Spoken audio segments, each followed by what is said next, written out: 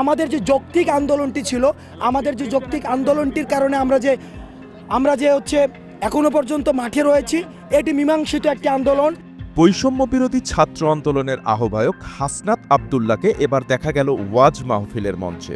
17 জানুয়ারি ওই মাহফিলের ভিডিও একটি ইউটিউব চ্যানেলে আপলোড করা হলে মুহূর্তেই তা ভাইরাল হয়ে যায়। ভিডিওতে দেখা যায় সাদা পাঞ্জাবি ও টুপি পরে আলোচনা করছেন হাসনাত আব্দুল্লাহ। মাহফিলটি কুমিল্লার দেবিদ্বারে তার নিজ জেলায় অনুষ্ঠিত হয়। পড়াশোনার ক্ষেত্রে আপনারা যদি আপনাদের সন্তান, আপনি নিজে, আপনার ভাই বোন বা অন্যান্য কোনোভাবে যদি আপনারা মনে করে থাকেন কোনো সীমাবদ্ধতা রয়েছে, কোনো প্রতিবন্ধকতা রয়েছে, ইনশাআল্লাহ আপনারা আমাদেরকে জানাবেন।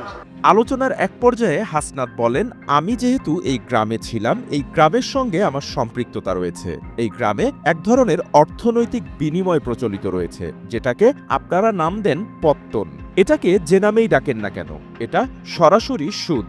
ক্লাস 2তে আমি বাসায় দেবিদ্বারে চলে যাই, কিন্তু দুঃখজনক বিষয় একটা এই গ্রাম সম্পর্কে বা আশেপাশের গ্রাম সম্পর্কে, সেটা হচ্ছে যে আমরা পড়াশোনার ক্ষেত্রে আমরা এই গ্রামের মানুষ বা আশেপাশের কয়েকটা মানুষ অনেক বেশি পিছিয়ে আছি, অনেক বেশি। সেটা হতে পারে কয়েকটা কারণে।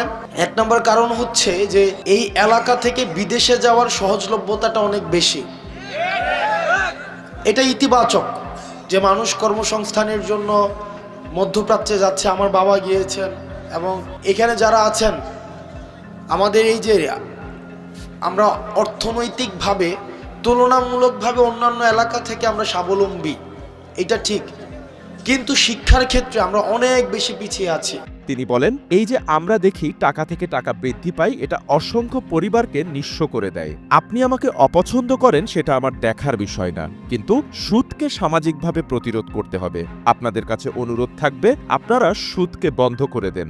আপনারা যদি আমাদেরকে সহায়তা করেন, আমরা চেষ্টা করব সামাজিক ঋণকে সহজলভ্য করার।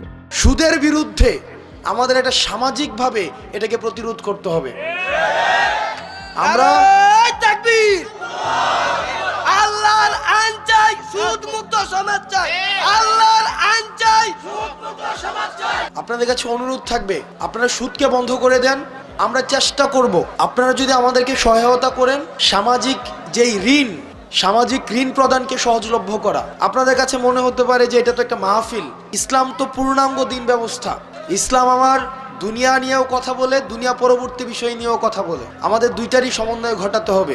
হঠাৎ মাহফিলে যোগ দিলেন, বয়ানও দিলেন, কিন্তু এর মাঝে এভাবে সুদকে প্রাধান্য দিয়ে আলোচনা নেটিজেনদের মাঝে বেশ আলোচনারই জন্ম দিয়েছে। প্রশ্ন উঠেছে, কাকে ইঙ্গিত করলেন হাসনাত?